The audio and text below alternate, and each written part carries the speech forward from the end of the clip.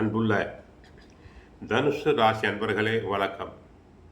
தனுசு ராசி அன்பர்களுக்கு 3 ராகு சாதகம், 4 அர்த்தாஷ்டம சனி, 5 செவ்வாய், 6 சூரியன் புதன், 7ஆம் இடத்தில் குரு சுக்கிரன், 9 கேது இருக்கிறார். ஆக 3 ராகு, 6 சூரியன், 7 குரு சுக்கிரன் ஒரு அற்புதமான அமைப்பு. பண வரவுகள் நன்றாக இருக்கும். குடும்பத்தில் சுப நிகழ்ச்சிகள் நடைபெறும். பெண்களுக்கு இதுவரை தடையான தாமதமான சுபகாரியங்கள் நன்றாக நடைபெறும். பெண்களுக்கு குழந்தை பாக்கியம் உண்டாகும். மறைமுக எதிர்ப்புகள் அனைத்தும் குறையும். எந்த ஒரு விஷயத்திலும் மதி நுட்பத்துடன் செயல்படுவீர்கள். செயல்பட்டு அடைய வேண்டிய லாபத்தினை அடைவீர். தொழில் வியாபாரத்தில் சந்தை சூழ்நிலை தங்களுக்கு சாதகமாக இருப்பதால் நல்ல லாபத்தை ஈட்டக்கூடிய வாய்ப்புகள் தங்களுக்கு உண்டு. வேலைக்கு செல்பவர்களுக்கு பணியில் சுறுசுறுப்பாக செயல்படுவீர். வண்டி வாகனங்கள் மூலமாக தேவையில்லாத வீண் செலவுகள் ஏற்படலாம்.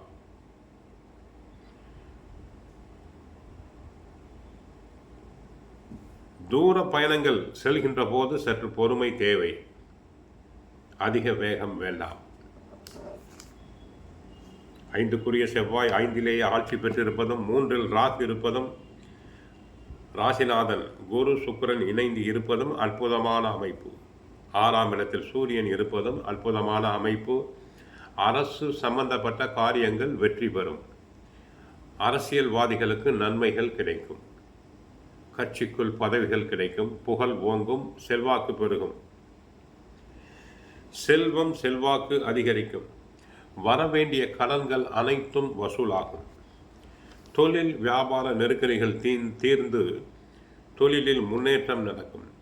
சிலருக்கு எதிர்பார்த்த உத்தியோக மாற்றங்களும் பதவி முன்னேற்றமும் உண்டு. உங்களுக்கு கீழ் பணி புரிபவர்களுடைய ஒத்துழைப்பால் காரியங்களை சிறப்பாக முடிப்பீர்கள். அலுவலகத்தில் செல்வாக்கு கூடும். இருந்தாலும் 4 சனி, அர்த்தாஷ்டம சனி என்பதை மறந்துவிட வேண்டாம்.